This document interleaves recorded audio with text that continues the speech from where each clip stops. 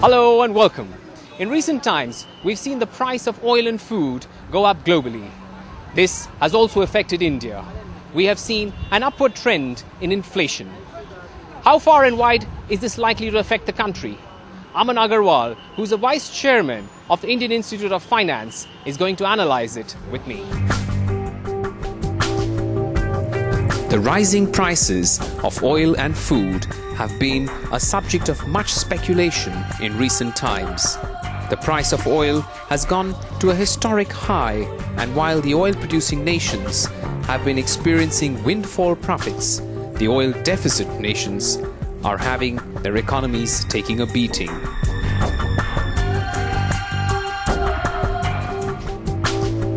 On the other hand, food prices too have been rising.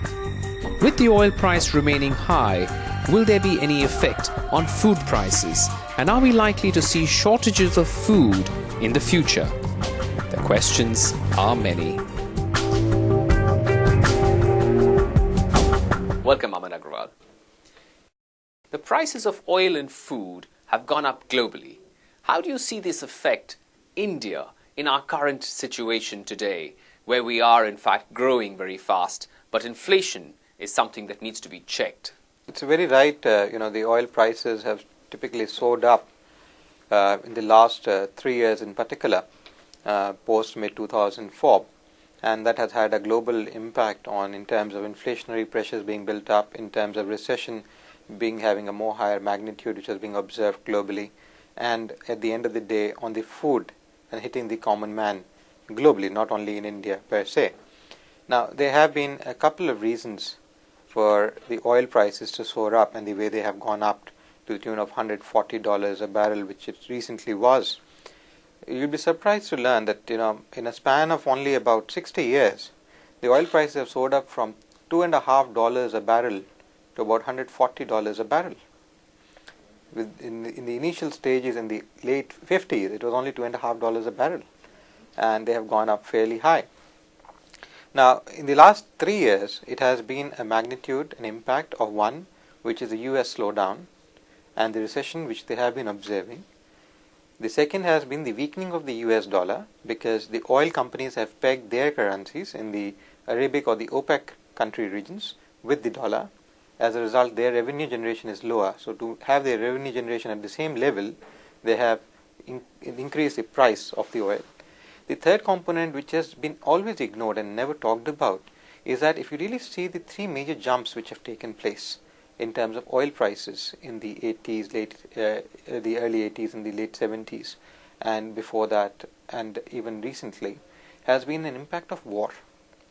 And surprisingly, whenever there has been an issue between Iran and Iraq, Iraq and Kuwait, and recently after the attack on Iraq, after the September 11 attack and then attack on Iraq by the US, there has been a quantum jump in terms of prices. Earlier also in the early 80s, they jumped up to $35 a barrel, which was later on brought down by an OPEC accord to about $18, and which hovered around $22, $23. But why, in your opinion, has the war in Iraq pushed the price of oil up? The reason is that with the war taking place, and specifically an oil generating country, the reserves get depleted because of attacks on those specific countries. Now, because of depletion of reserves, they have a certain amount of reserves of oil only. Now, when those reserves are depleted, you have your projections for growth, for projections for development of the country and the company in accordance to what are your projected figures. You have taken loans, you may have taken finances for development.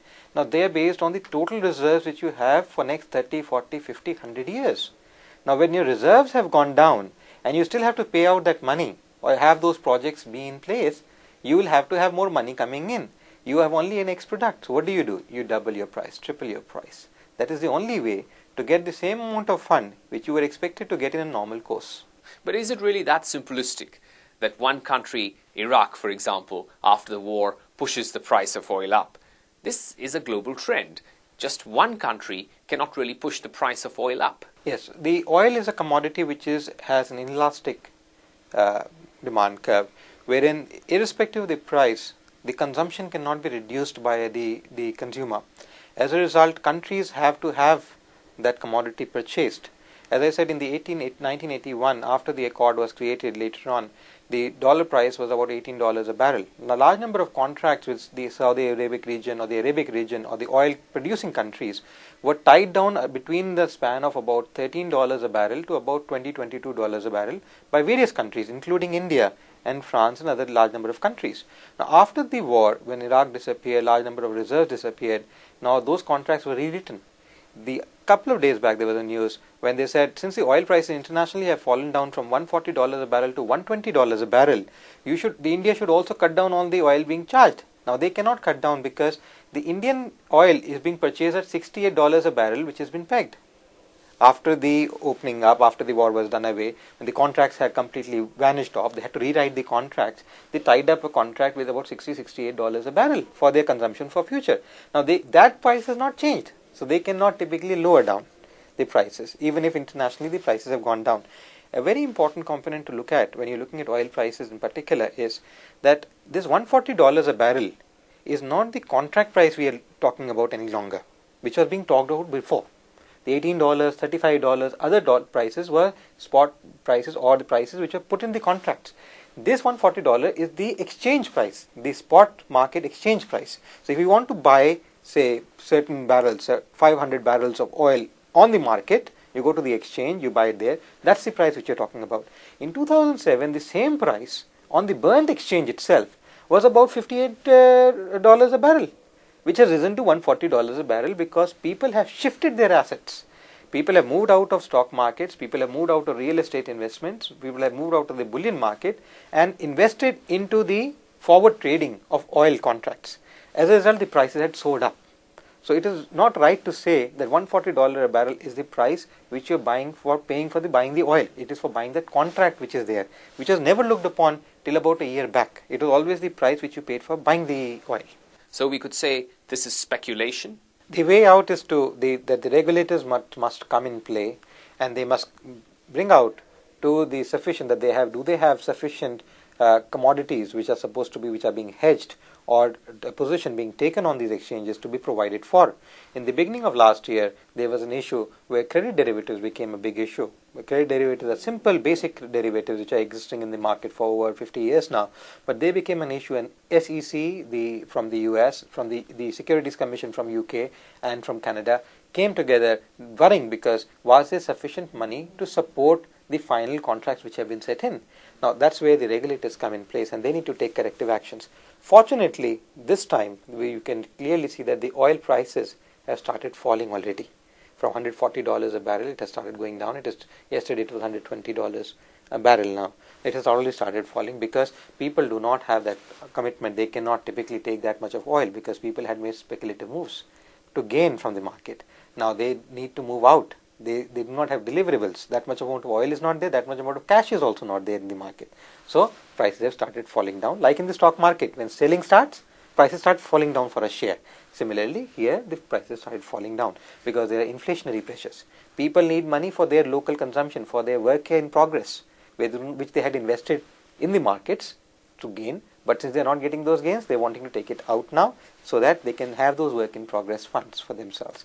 Then do you think now we're in a cooling off phase? The cooling off effect has started. I would not say that we are in a cooling off phase because at times the market operators, especially those who run these exchanges, do not want a cooling off to take place. The OPEC would not like the cooling off to take place because OPEC is getting due attention and is getting that extra revenue which they have been craving for the loss of reserves which they have had because of wars in the past. So they do not want this cooling off to take place. So they will try and push the exchanges and support the exchanges to keep the price high to whatever level they can.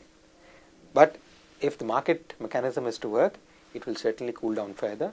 The dollar, beyond the powers of the US Treasury and beyond the powers that they are trying to control, has come down. Recently they have tried to downgrade India for no good reason by Moody's.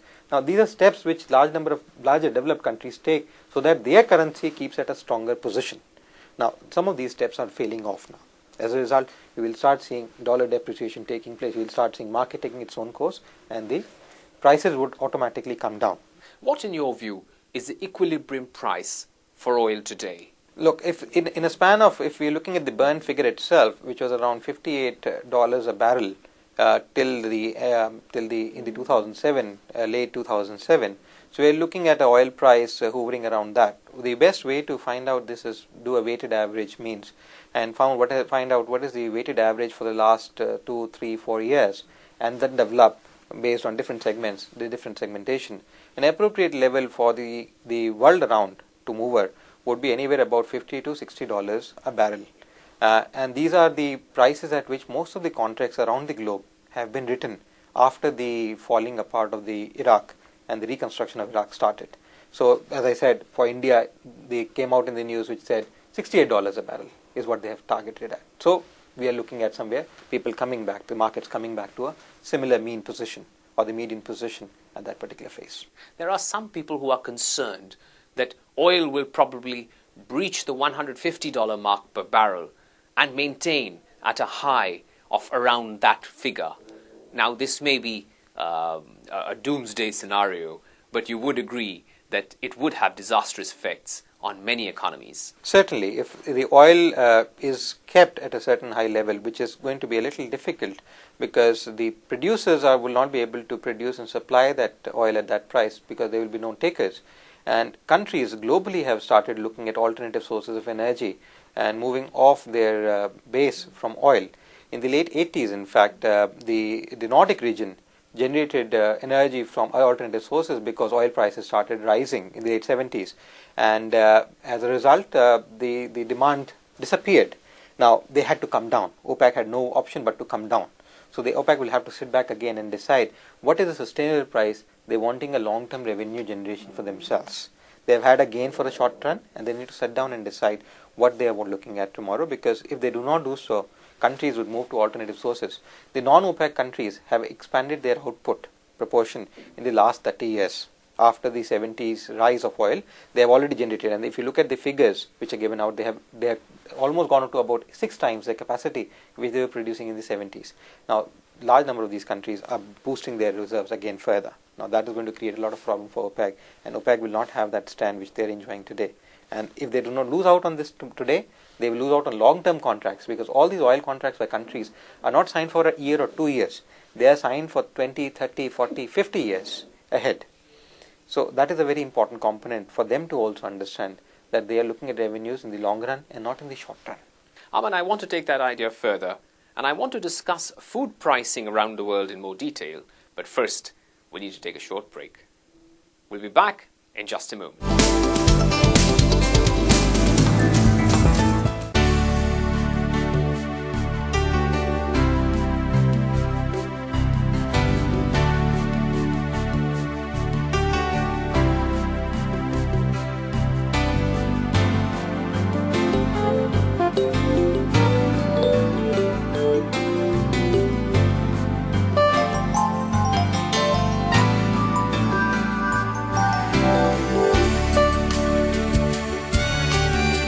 Crown Plaza, Surya, New Delhi, the place to meet. Welcome back. My guest is Aman Agarwal, the Vice Chairman of the Indian Institute of Finance, and we're discussing the global trend in food and oil prices and its effect on India. Aman, before we went for the break, we talked about the oil price rise and how food pricing is also being affected by the increased price of oil in the world. But is there such a direct relationship between the price of food and the price of oil, that if the price of oil goes up globally, we should expect a price rise in food? Yes, people do not understand at times that oil has a direct impact on food, because for all transportation of food items from one region to the other within a country, it is through the transportation, be it through big trucks or be it through engines which may be run on oil. So the oil is a commodity which has to be consumed for transportation of goods and services from where they are produced to where they are going to be consumed. Be it, if it is suppose the production base for organic based vegetables is in India and they are being consumed in Europe, they'll have to be transported through either trains or through planes, and they have to be reaching there because they're perishable goods. Now, automatically when oil is expensive, fares and costs will go up, and then automatically that has to be included in the price which is going to be charged to the end consumer at the end of the day. The farmer does not benefit. People believe the price has risen, so it's because of the farmer raising the price. It is not because of the farmer raising the price. It's because of the other costs in transportation and taking it to the end consumer, which have led to the price rise.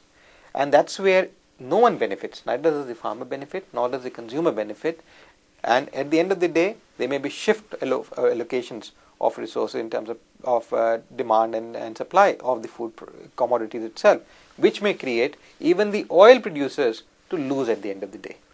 In the short run, yes, they will benefit. In the long run, they will be losers, because mechanisms will be developed so that you do not have that cost component come in, because the market is a competitive market. If I don't provide, someone else will start providing at a cheaper rate, and to have that business, they will do whatever they can. So they will manage resources in such a manner that they are able to reduce the cost, and that will push even the third party, which may be benefiting in the short run, which is the oil producers, to even start losing. Many say that the years of surplus food and inexpensive food are over. Now we have to learn to live with shortages and higher prices for food.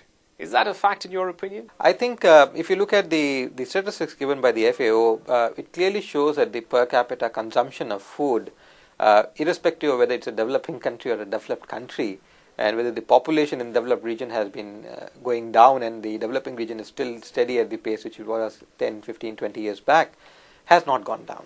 So per capita consumption has increased. So it would be wrong to say that we will not be consuming the same amount of food which we were consuming yesterday.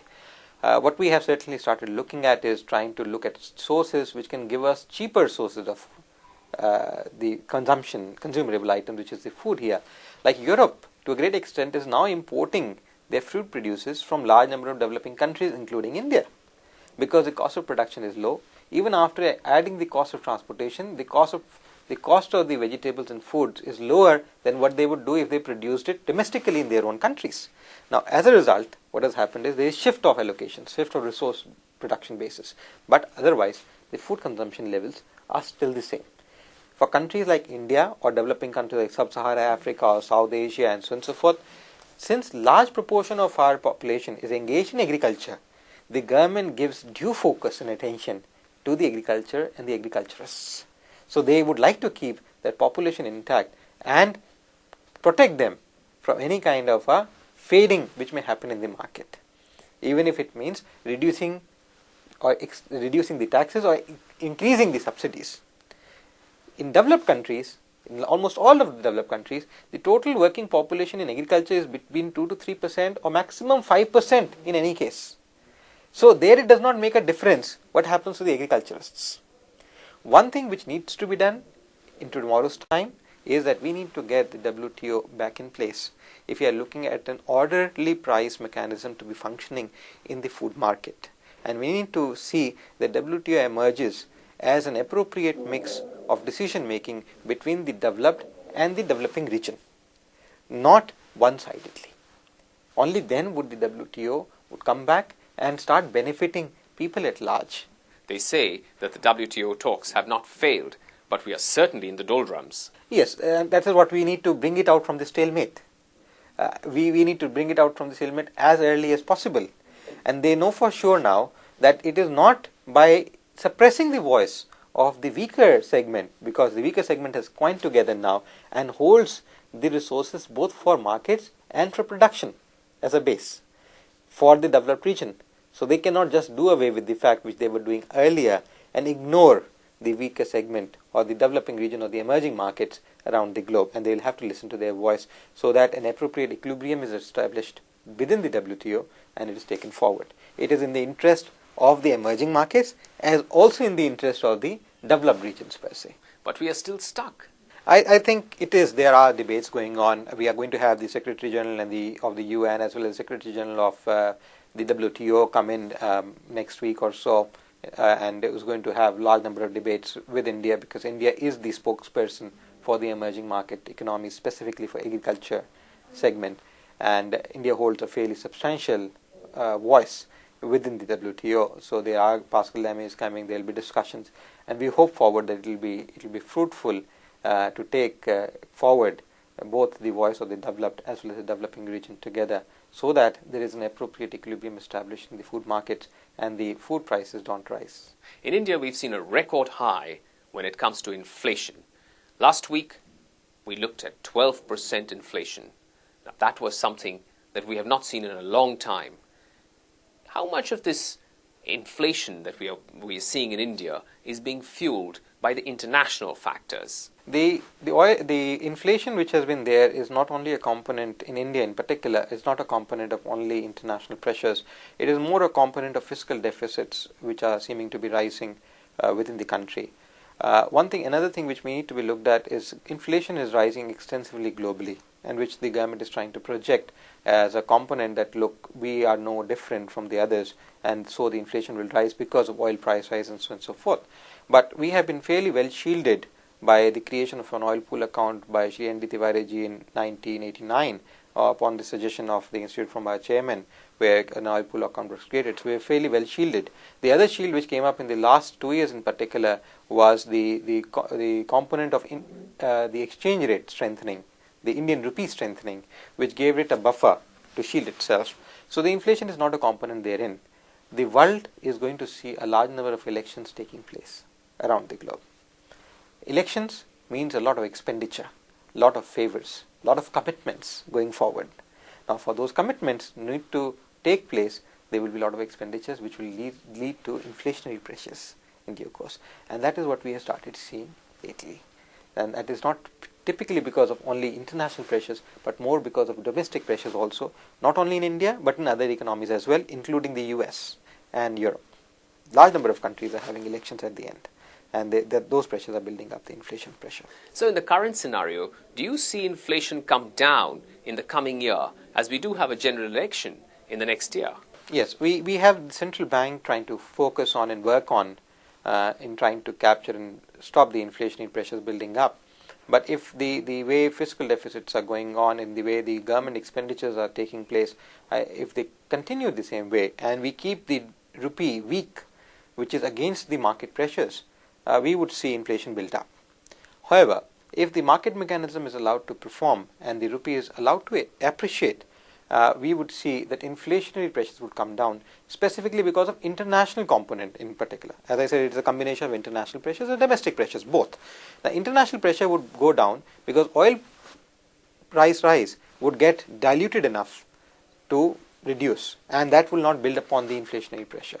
The food price rise, which may be there internationally, would also subside down, and that as a result, the international pressure component on the inflation would reduce substantially. Finally, what is your outlook for the future economic scenario in India? I am very bullish on India, and there are a large number of components for this. One is that we are fairly self-sufficient in our food reserves. Our food market is not dependent on international food products, and hence the domestic rise is more of a speculative rise which is taking place, or a pressure built on a little bit by the oil price rise, but not a component of international food price rise.